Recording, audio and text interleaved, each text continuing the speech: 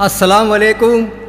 खुशबू channel के माध्यम से आपके सामने औलिया इकराम की हालत ज़िंदगी पेश की जा रही है, जिसे पेश करते हैं मुन्ना अली अनवर साहब। हम आपसे गुजारिश करते हैं कि आप इसे लाइक करें, शेयर करें, सब्सक्राइब करें, ताकि हमारी हौसला अफजाई हो। हज़रत गौसुल आज़म पीरान पीर दस्तगीर रहमतुल्लाह अलैह की सवाने हयात आप समाअत फरमाएँ।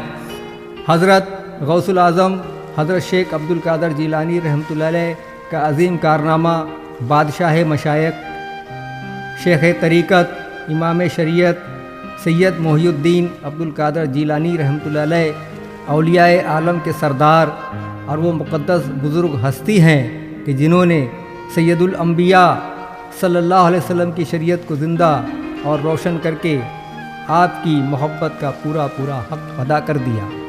हज़रत महबूब सुबहानी रहमतुल्लाह अलैह ने अपनी रूहानी क़ुव्वत और अपनी ताकत और अपनी हिम्मत, अपने इस्तक़लाल और अपने क़ल्ब की नूरानियत को दीन इस्लाम की खिदमत और महबूब रब्बुल आलमीन सल्लल्लाहु अलैहि वसल्लम की शरीयत की तोसी और इसाअत में सर्फ करके दुनिया इस्लाम पर एहसान अज़ीम फरमाया।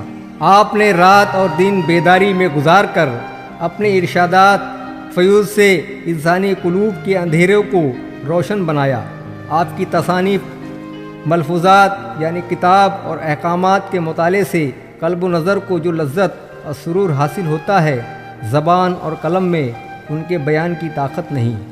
आपकी तसानीफ़ जिनमें गुनियतुत तालिबीन बहुत मशहूर है, दूसरी फ़तहुल ग़ैब खुतबात रब्बानी एक फ़ारसी दीवान आपसे मंसूब है। वो दीवान क्या है? इश्क़ इलाही का दफ्तर है, जिसे पढ़कर इंसान पर वज्द की कैफियत तारी हो जाती है। और भी कई किताबें आपकी तसनीफ़ बयान की जाती हैं। हुज़ूर पाक की विलादत 470 हिजरी व मुकाम जीलान में, उसको गेलान भी कहते हैं, आपकी पैदाइश हुई। सरकार गौसुल आज़म रहमतुल्लाह अलैह की पैदाइश से 6 साल पहले हज़रत शेख अबू अहमद अब्दुर रहमान बिन अली बिन मूसा ने फरमाया कि मैं इस बात की गवाही देता हूँ कि अनकरीब एक लड़का जो साहिब करामत और शराफत होगा, हजम में पैदा होगा, जो उसको देखेगा नफ़ा पाएगा। और वो फरमाएगा, मेरा कदम तमाम औलिया अल्लाह की गर्दन पर है। आपका होलिया नहीफ़, कद दरमियाना, रंग गंदमी, आवाज़ बुलंद, सीना कुशादा यानी बड़ा, दाढ़ी लंबी चौड़ी, खूबसूरत चेहरा, सर बड़ा, भुएँ मिली हुई। हज़रत गौसुल आज़म पीरान पीर रहमतुल्लाह अलैह के वालिद हज़रत अबू सालेह अपने दौर के सालेहीन औलिया में तक़वा शारी और परहेज़गारी के एतबार से आला मकाम पर फायज़ थे। गौस पाक की पैदाइश के वक्त वालिदा की उम्र शरीफ 60 साल की थी। तजुर्बात गवाह हैं और हकीम और अतिब्बा का ये फ़ैसला है कि इस उम्र में औलाद पैदा होना किसी औरत के लिए मुहाल है, मगर ये भी आपकी करामत है कि इस उम्र में आपके नूरानी शिकम से विलायत का एक ऐसा आफ़ताब तुलू हुआ, जिसकी हिदायत की रोशनी ने सारे आलम को मुनव्वर बना दिया। जब आपके दिल में मोहब्बत इलाही का जज्बा और ज़ौक़ व शौक़ मजज़न हुआ, तो वालिदा माजिदा की खिदमत में हाजिर होकर अर्ज़ किया, अगर इजाज़त हो तो बशरियत और तरीक़त की तालीम के लिए बगदाद जाऊँ। नेक दिल वालिदा ये सुनकर उन्हें 80 दीनार दिए जो उनके वर्से में मिले थे, उनके पास ले आई।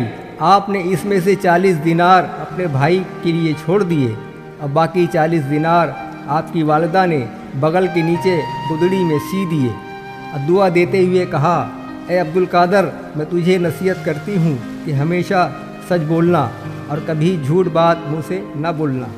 इस सफ़र की रुदात आपके अपने अल्फाज में सुनिए।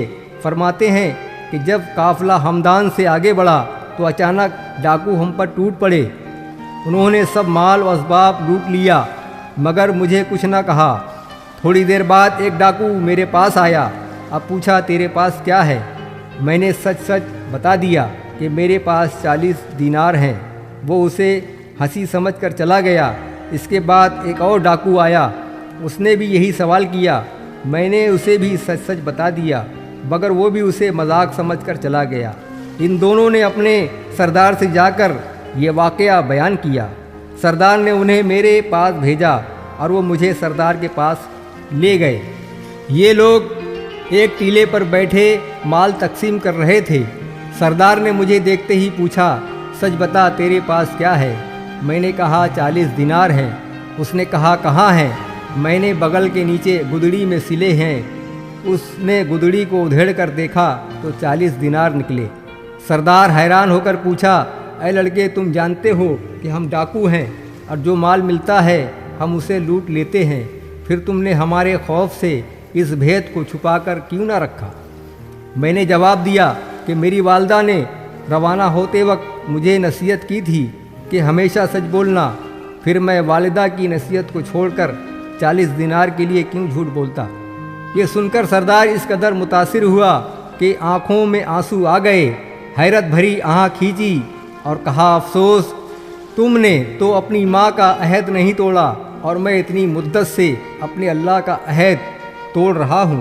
یہ کہہ کر وہ میرے قدموں پہ گر پڑا اور توبہ کی، اور اس کے بعد اس کے ساتھیوں نے یہ حالت دیکھ کر اس سے کہا، لوٹ مار میں تو ہمارا سردار تھا، اب توبہ میں بھی تو ہمارا رہبر رہے گا۔ یہ کہہ کر تمام دوسرے ڈاکوؤں نے بھی میرے سامنے توبہ کی اور قافلے کا سارا مال انہیں واپس کر دیا۔ ڈاکوؤں کے اس سردار کا نام احمد بدوئی تھا۔ تقریباً 400 کلومیٹر کا سفر طے کر کے 488 ہجری میں آپ بغداد میں علماء کرام سے علم شریعت میں استفادہ حاصل کرنے گئے۔ رحمت عالم صلی اللہ علیہ وسلم کی زیارت کا واقعہ یوں ہے کہ ایک دن آپ دوپہر میں مسجد میں سو رہے تھے، سرکار کی زیارت خواب میں ہوئی۔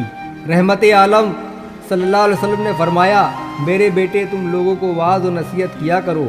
غوث پاک نے فرمایا، حضور میں اجمی ہوں۔ اجمی والوں کو عرب والے گونگا کہتے تھے اور خود بولنے والا۔ فصحائے بغداد کے سامنے کیسے زبان کھولوں؟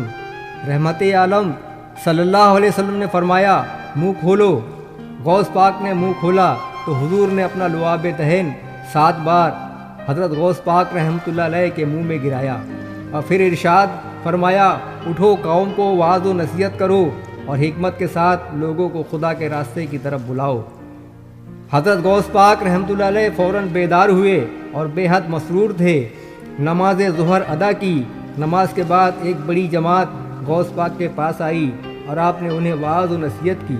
کچھ دن کے بعد حضرت غوث پاک رحمۃ اللہ علیہ کو خواب میں حضرت علی کرم اللہ وجہہ کو خواب میں دیکھا۔ انہوں نے بھی وہی سوال فرمایا جو حضور نے فرمایا تھا۔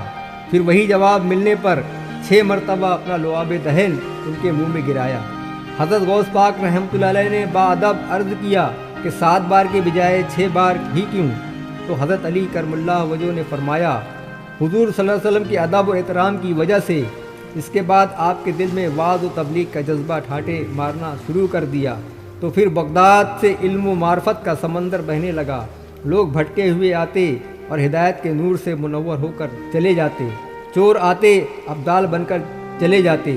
کہا جاتا ہے کہ آپ کے وعظ کو کئی 100 لوگ مل کر قلم بند کرتے تھے، مگر بڑی مشکل سے کر پاتے تھے۔ امام راضی رحمۃ اللہ علیہ کہتے ہیں کہ حضرت غوث پاک رحمۃ اللہ علیہ کے وعظ کی کیفیت ایسی تھی کہ لوگ بے ہوش ہو جاتے، بے خودی میں لوگ روتے ہچکی مار مار کے۔ جو آپ کے وعظ کی کتابی شکل ہے، فتح ربانی خطبات ربانی پڑھنے سے تعلق رکھتی ہے۔ جناب غوث الاعظم رحمۃ اللہ علیہ نے علم تفسیر، علم قرات، علم حدیث، علم فقہ، علم کلام، علم لغت، علم ادب، علم نو، علم عروج، علم انصاف، علم تاریخ، علم فراست وغیرہ میں کمال حاصل کیا اور وہ شہرت پائی کہ تمام علماء وقت پر سبقت لے گئے۔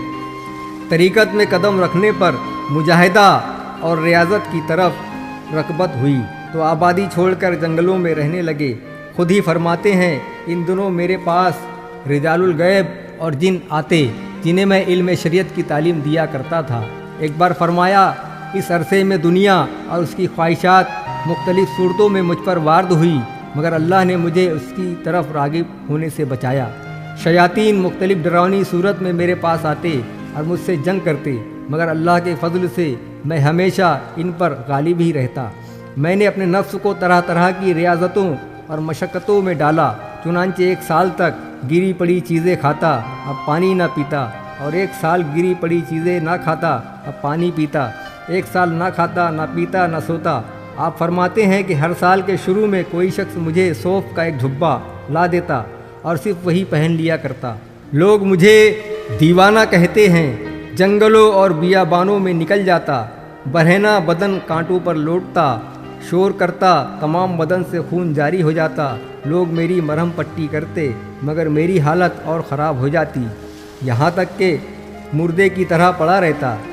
लोग कफन लाते और मुझे नहलाने के लिए तख्ते पर रख देते, लेकिन फिर अचानक मेरी हालत दुरुस्त हो जाती। आपने फरमाया, मैंने 40 साल तक ईशा के वज़ू से फज्र की नमाज़ पढ़ी और 15 साल तक ये हालत रही कि सारी रात एक पाँव पर खड़े होकर सुबह तक पूरा कुरान करीम ख़त्म कर लिया करता था। अलगरज़ इबादत और रियाज़त और मुजाहिदात शाक्का के बाद आपने पूरी तरह तज़किया बातिन कर लिया तो हज़रत शेख अबू सईद मुबारक मकरमी रहमतुल्लाह अलैह से बैत की और उनके हल्का इरादात में शामिल हो गए। शेख ने अपने हाथ से खाना खिलाया। हज़रत गौसुल आज़म रहमतुल्लाह अलैह फरमाते हैं कि शेख के हाथ से जो लुक़मा मेरे पेट में जाता वो मेरे अंदर एक नूर भर देता। शेख ने खिरका खिलाफत अता करते वक्त फरमाया, ऐ अब्दुल कादिर, ये वही खिरका है जो हज़रत सल्लल्लाहु अलैहि वसल्लम ने हज़रत अली करबला वजह को अता फरमाया था। उनसे हज़रत ख्वाजा हसन बसरी रहमतुल्लाह अलैह को मिला, फिर उनसे मुझ तक पहुँचा। आप हज़रत इमाम शाफ़ई और हज़रत इमाम अहमद बिन हम्बल रहमतुल्लाह अलैह के मज़हब पर फतवा दिया करते थे। हज़रत गौसुल आज़म रहमतुल्लाह अलैह ने अपनी ज़िंदगी के इब्तदाई 17 साल अपने वतन जीलान ही में गुजारे। इसके बाद 9 साल बगदाद में रहकर उलूम ज़ाहिरी और बातिनी की तकमील की। 25 साल इराक़ के बियाबानों और जंगलों में रियाज़त और मुजाहिदात के ज़रिए मनाजिल सुलूक तय किए। फिर 40 साल तक इरशाद व हिदायत, इलाए कलमतुल हक़, इस्लाह खल्क़ में मसरूफ़ रहे और हज़ारों बंदगाने खुदा को कसरे ज़लालत से निकाल कर हिदायत व हिकमत के रास्तों पर लगा दिया। बिलाखिर 91 साल की उम्र में ये आफ्ताब गौसियत गुरूब हो गया। आपने 11 रबीउल अव्वल सानी 561 हिजरी में दाई अजल को लब्बैक कहा। बगदाद में आपका मज़ार मुबारक आज खल्क़ खुदा के लिए रूहानी मरकज़ बना हुआ है।